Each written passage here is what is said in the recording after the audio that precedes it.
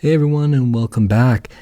And now I want to talk about logos. So this is a landing page that I created for a consultancy, pretty quick in terms of, just the execution in general. And the logo is a pretty quick logo as well. So I'm just going to take that logo here. So let's take a look. So how did I create this logo? You'll notice a couple things here. We have a bunch of different items. So we have shapes here. We have triangle shapes, we have a circle, we have a square, and then they're grouped in a group. And you can tell the difference between a group and a frame in two ways. A frame looks like this, traditional frame. That's the layer, what it looks like. And a group looks like this. You can also look up here, whether it's a frame or a group. So I'm gonna show you how I did that. So I'm just gonna work just above here, and you can work with me too. So what I'm going to do is I'm going to go into my toolbar and select a rectangle. And I'm going to hold down Shift while I create that rectangle. And there we go. I have a square. Now I want that color. You can do a couple things here. You can either select manually through here, or if you see a color on the page, you can just press I and get the color picker. Then I can select whatever color I want. So I'm going to select the red, and I'm just going to leave it like that. The next tool I'm going to grab is the ellipse tool. Instead of going in the toolbar this time, I'm going to press O. And I'm going to hold down Shift 2 to create a perfect circle. And the color picker, I'm going to select I and select a circle. And then I'm going back for the triangle. So the triangle is going to be under the polygon tool. And same thing. I'm going to hold down the Shift key. Now I have my triangle, and I'm going to make it yellow. So I have three different shapes here. I'm going to make this one a little bit bigger because it does give you a little bit of extra space here. Now you may be wondering, okay, we have some shapes. Now what do?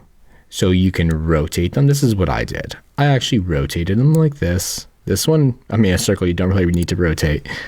And I'm going to rotate like that. And there we go. I'm actually going to just leave them like this. And I'm going to select them all. Then I'm going to go up here into my alignment tools.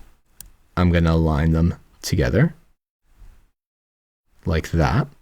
And then I'm going to rename my layers. Just because I spelled triangle wrong. Circle is the second one. You can see what type of shape they are as well. Here, there we go. And this one is going to be square. I'm going to select them all.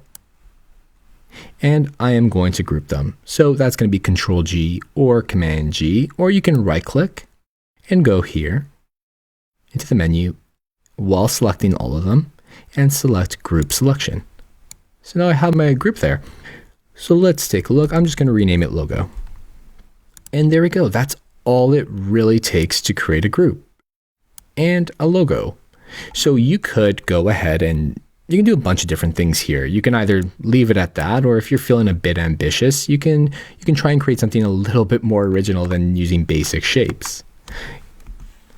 Say I wanted to make a circle, and then underneath that circle, I wanted to create another circle. I know I'm moving a little quick here. So you can overlap shapes. You can even select both of them and go into your Boolean operations. And I can say subtract. And now I have a pretty cool shape here. And that is essentially how you can just make some pretty unique shapes by using basic shapes, essentially. But I'm going to delete that one for now. So this is our logo. And what I'm going to do is I am going to just create another large frame because we're going to create it side by side. And I'm going to show you how to do that. So we're just going to put that here just so we know that it is available to us. So we have that landing page ready, and we could put it side by side. And now we have our logo asset. So we're just going to move that over here. And there you go.